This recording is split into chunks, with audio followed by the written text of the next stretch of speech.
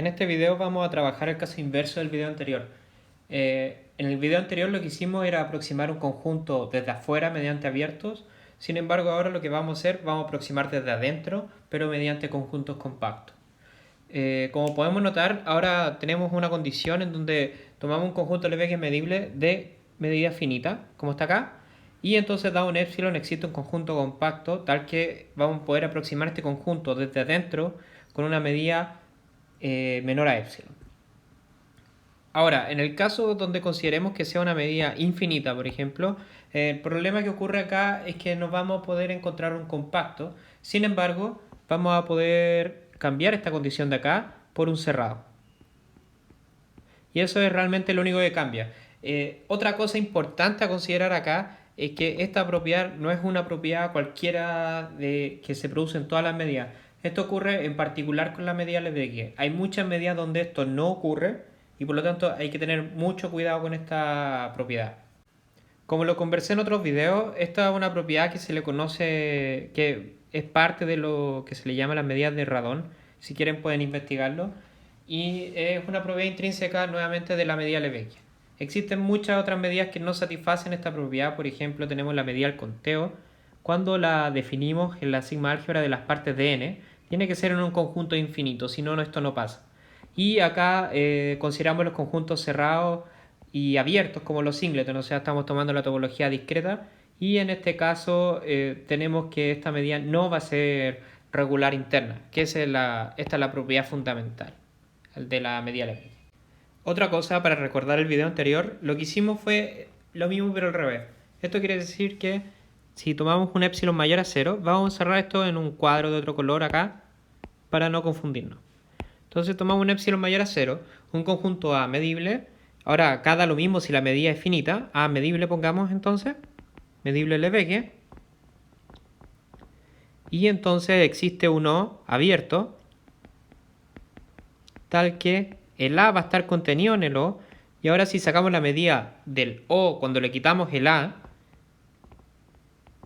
va a ser menor a epsilon. Si nos damos cuenta es algo muy parecido a lo que está allá, pero en un caso exterior. Y ahora vamos a tratar el caso interior. ¿Sí? Esto parece lo mismo porque en realidad la demostración es bastante similar, pero todo esto es gracias a que estamos trabajando en R. Y R tiene propiedades topológicas muy cómodas para poder trabajar con compactos. Recordemos que los compactos en R, por este teorema que se conoce en primer año de Heine-Borel, los compactos son los cerrados y acotados.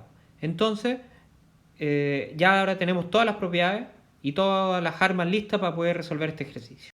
A pesar de que ya tenemos todas las herramientas, quiero hacer la siguiente observación.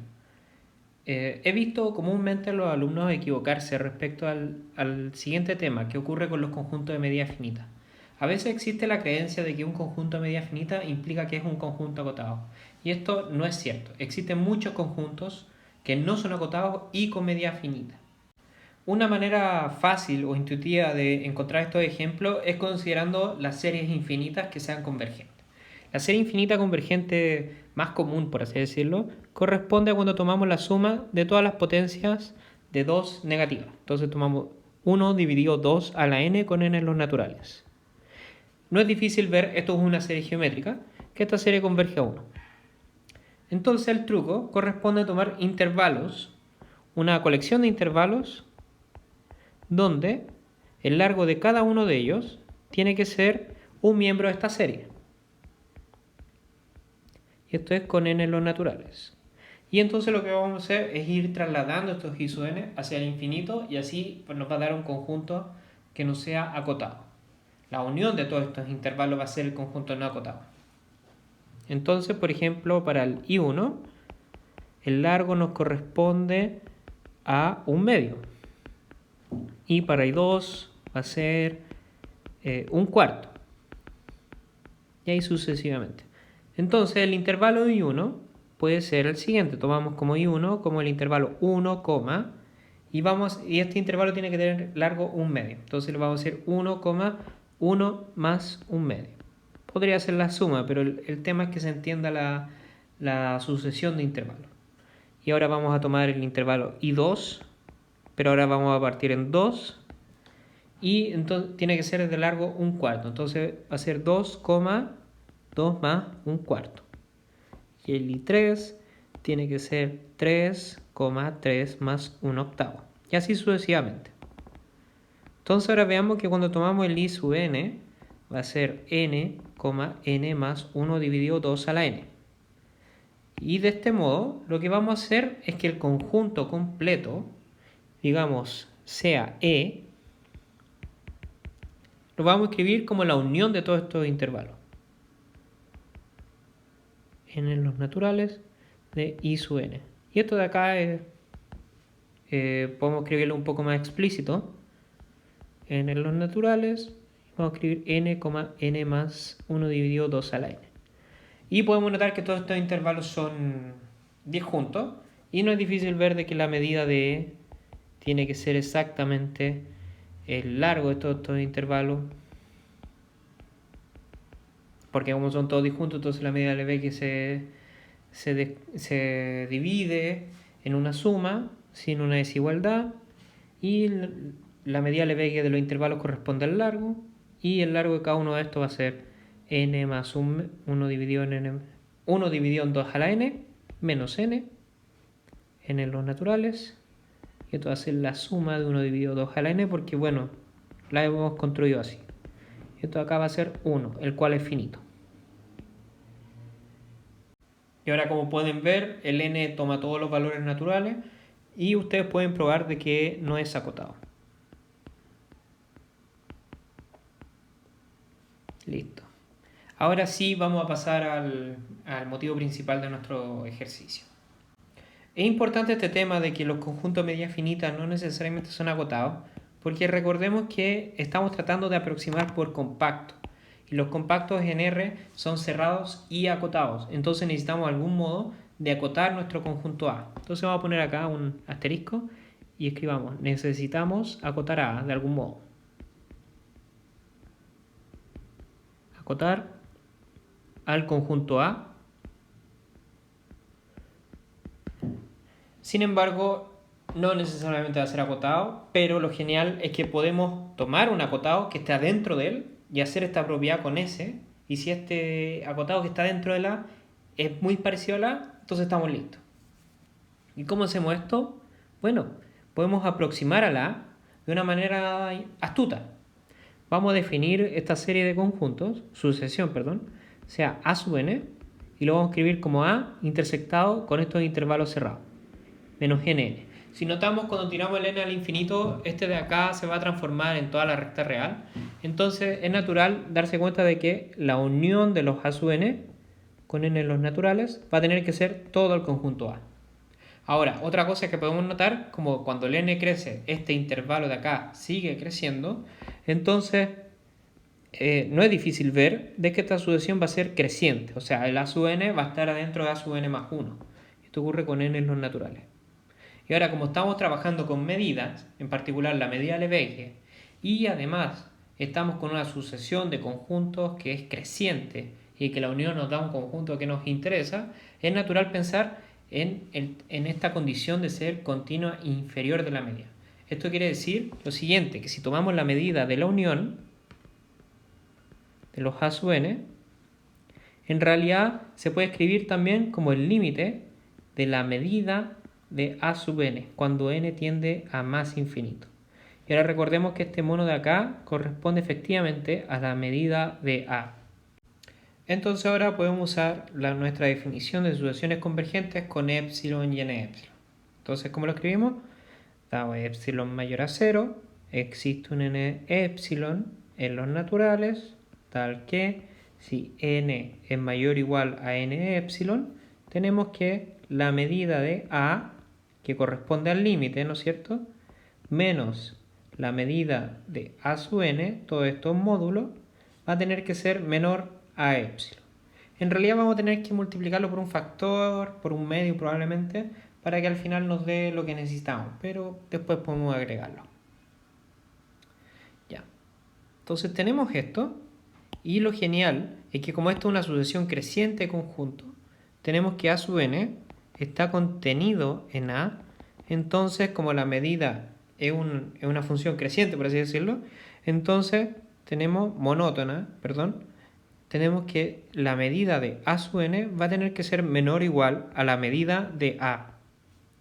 Por lo tanto, tenemos que el módulo de lambda de a menos lambda de a sub n va a tener que ser igual a la lambda de a menos lambda de a sub n. Y el módulo era menor a epsilon, por lo tanto, tenemos que lambda de a va a tener que ser menor a lambda de a sub n más epsilon. Esto lo vamos a encerrar en un cuadrado porque lo vamos a necesitar en un rato más.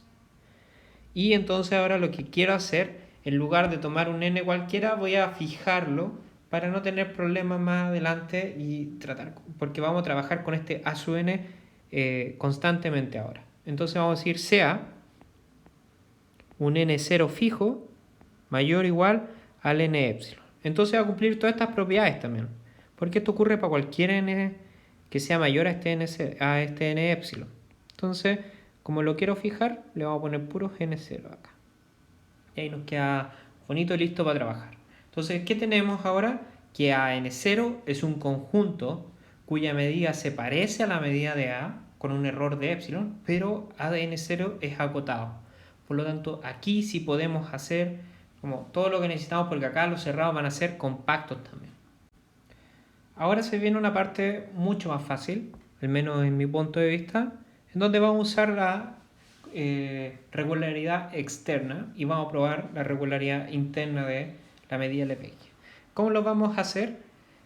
Primero, recordemos que la regularidad externa dice que podemos aproximar un conjunto medible por un abierto desde afuera tan cerca como queramos. Esto quiere decir que dado E medible y delta mayor a 0, en lugar de poner epsilon para no confundirnos con las variables, entonces existe un abierto, existe U abierto, tal que E está contenido o no, y además tenemos que lambda de ahora de la medida de O menos el conjunto E, veamos que el abierto ahora contiene al conjunto medible, de hecho es U, no es O, lo siento, vamos a cambiarlo al tiro, vamos a poner un U, va a tener que ser menor a nuestro delta. Entonces, ¿cuál es una propiedad bacán de los conjuntos abiertos? Que su complemento va a ser cerrado. Entonces vamos a hacer el siguiente truco.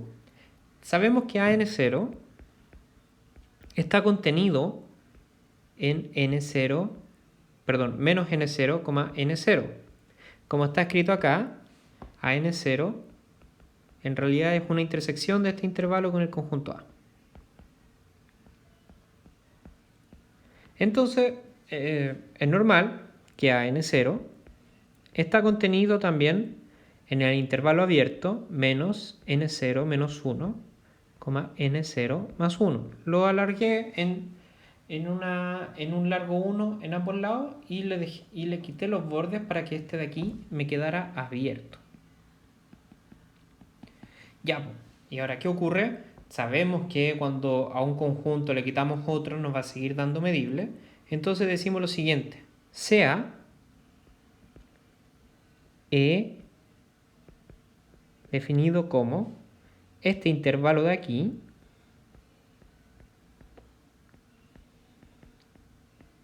menos AN0. Como ambos son medibles, entonces E es medible.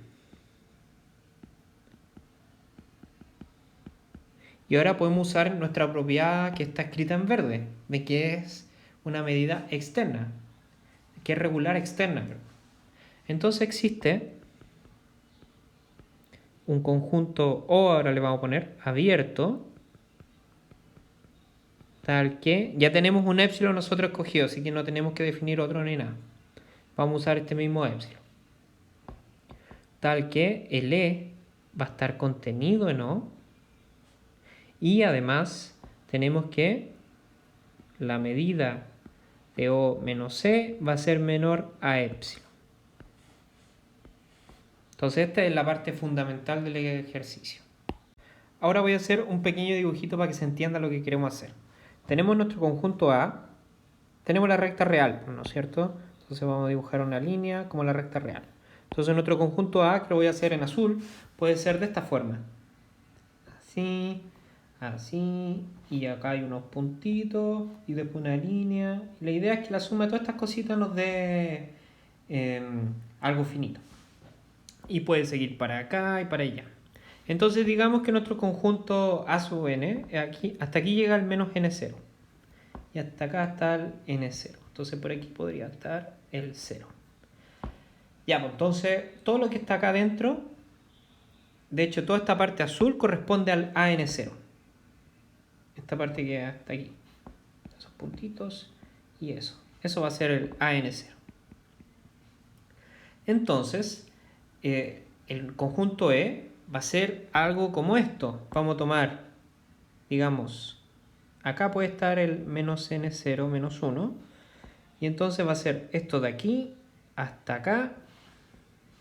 Y después vamos a tomar este pedazo de línea de acá. Esto sin tocar los puntitos. Y vamos a llegar hasta acá, hasta el n0 más 1. Entonces ese es nuestro conjunto E.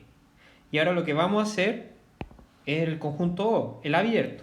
Y el abierto va a llegar, el abierto tiene que cubrir al conjunto E. Entonces el abierto puede ser algo como esto.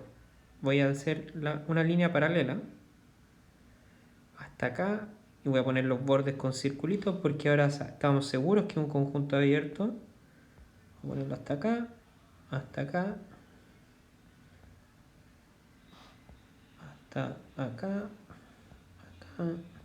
Puede que quizá haya algún error por ahí en el dibujo, pero bueno. Entonces ahora tenemos un conjunto abierto que contiene A. Ya, pues entonces, ¿cuál es el conjunto compacto que estamos buscando? Corresponde exactamente al complemento de este conjunto, pero adentro de nuestro AN0. Entonces, el compacto podría ser, lo voy a dibujar en amarillo. Va a ser este que está acá, este pedacito y este pedacito acá, que es el complemento del conjunto rojo. Entonces, este de acá va a ser nuestro conjunto compacto. Ahora vamos a hacer una definición de todo este trabajo dibujístico que hicimos. Quizá no se entiende bien, pero denle un minuto y podrían tratar ustedes de hacerlo y van a poder resolver el ejercicio. Y bueno, quizá desde el dibujo se entiende, pero la manera de obtener nuestro compacto va a ser tomar el conjunto O y lo vamos a intersectar con nuestro intervalo menos n0, 0. Ya, avanzando, algo que podemos hacer es suponer que este conjunto abierto O va a estar adentro de nuestro intervalo menos n0 menos 1, n0 más 1 abierto. ¿Sí? No es muy complicado darse cuenta de esto, porque, por ejemplo, supongamos que definimos este conjunto abierto como O intersectado menos n0 más 1, perdón, menos 1, n0 más 1. Entonces podemos ver de que, primero, E va a estar contenido en O gorro, por construcción. Veamos que el E ya está adentro, lo consideramos como este intervalo abierto menos el AN0. Entonces, ya sabemos que eso es correcto. Y lo otro es que si calculamos la medida de O gorro menos E, como O gorro está contenido o no, dado que está construido como una intersección de O, entonces esto de acá va a tener que ser menor o igual a lambda de O menos E. Y esto de acá es epsilon, por construcción, porque así construimos nuestro conjunto O. Por lo tanto, podemos considerar al conjunto O gorro ahora, pero en lugar de eso podemos simplemente supongamos que el conjunto O está contenido en nuestro intervalo abierto. N0 más 1. Listo. Y ahora estamos listos para definir nuestro conjunto compacto. Entonces decimos CAC. Y lo vamos a escribir como menos N0, N0. Y lo vamos a intersectar en lo complemento. Lo mismo sería escribir como menos N0, N0. Y le quitamos el conjunto O. Genial.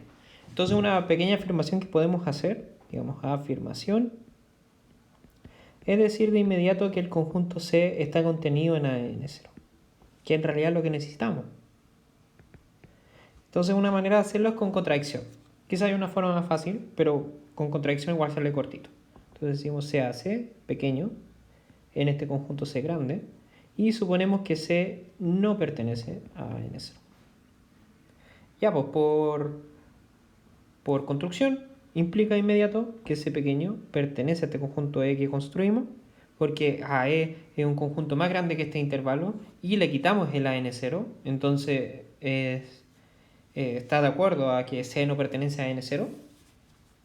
Ya, pero E está contenido o no.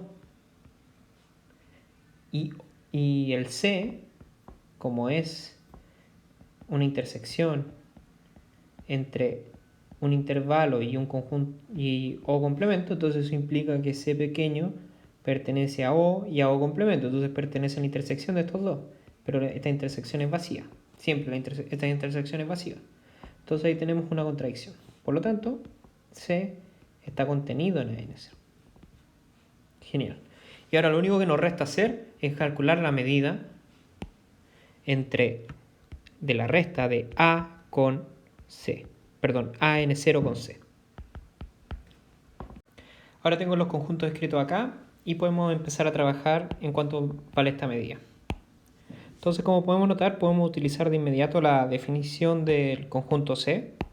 Entonces tenemos lambda de AN0 intersectado con, que es como se define la resta, intersectado con el complemento. Entonces ponemos menos N0, N0 cerrado, intersectado con O complemento, y ponemos un complemento acá arriba. Ya, entonces voy a poner un cuadrito acá para diferenciar. Entonces tenemos esto, y vamos a empezar a meter el complemento para adentro, la intersección se vuelve unión, entonces todo esto debería ser fácil de trabajar. Ahí puse una unión sin querer. Entonces ponemos menos N0, N0 complemento, unión, el conjunto O. Ahora el O se volvió completo sin el complemento. Lo otro que podemos notar es que la N0, ¿no es cierto?, es el conjunto menos N0, N0 intersectado con A. Entonces ocurre que AN0 intersectado con menos N0, N0 es vacío, perdón, con el complemento de este intervalo. Entonces tenemos de inmediato que esta parte de acá va a ser igual a lambda de AN0 intersectado con O. Ya, este valor es súper importante. De hecho, ahora vamos a notar bien por qué. Vamos a hacerlo bien rápido. Si nos damos cuenta ahora, ¿cuánto vale la medida? Pongámoslo en verde ahora. La medida de O menos E. De hecho, por el dibujo, si notaron bien, debería ser exactamente o algo muy parecido a este valor que acabamos de obtener.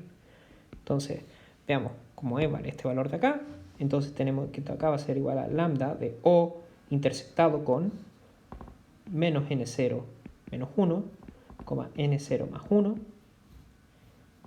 intersectado con N0 complemento, todo esto con complemento y cerramos paréntesis.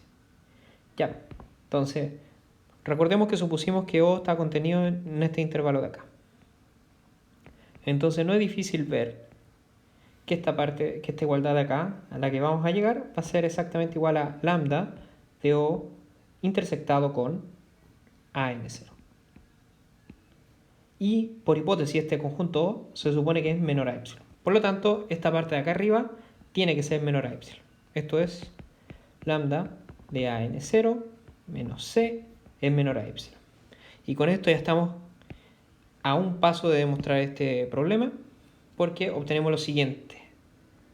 Si nos damos cuenta ahora, el AN, lo que tenemos que encontrar ahora es un compacto que está dentro del A. Nosotros lo hicimos con el AN0, pero el AN0 está dentro del A y el AN0 está suficientemente cerca de nuestro conjunto A. Entonces podemos poner este acá abajo, lo que queremos probar, y vamos a usar todos nuestros resultados. Entonces ahora veamos cuánto vale lambda de A menos C. Como C está contenido en AN0 y AN0 está contenido en A, entonces esta diferencia acá se puede escribir como lambda de A menos lambda de C. Y lambda, entonces en este podemos añadir un cero un poco más astuto. Entonces tenemos lambda de A menos lambda de A sub N0 más lambda de A sub N0 menos lambda de C. C está contenido en A sub N0. Por lo tanto, podemos escribir esta parte de acá como lambda de AN0 menos C. Y nosotros ya habíamos probado, acá abajo al menos, que si restamos todos los valores de aquí, como está acá, nos va a dar un valor que es menor a epsilon. Por lo tanto, tenemos todo acá. Vamos a traspasarlo. Lambda de A menos lambda de A en 0. Le sumamos esto. Y entonces tenemos que esto de acá va a ser menor a epsilon por lo que acabo de mostrar. Y esta parte de acá va a ser menor a epsilon por el compacto que construimos hace un rato. Entonces todo esto de acá va a ser menor a 2 veces epsilon. Y como podemos notar, este conjunto con C es compacto y satisface todas las propiedades que necesitamos. Así que al fin podemos dar por terminado este ejercicio.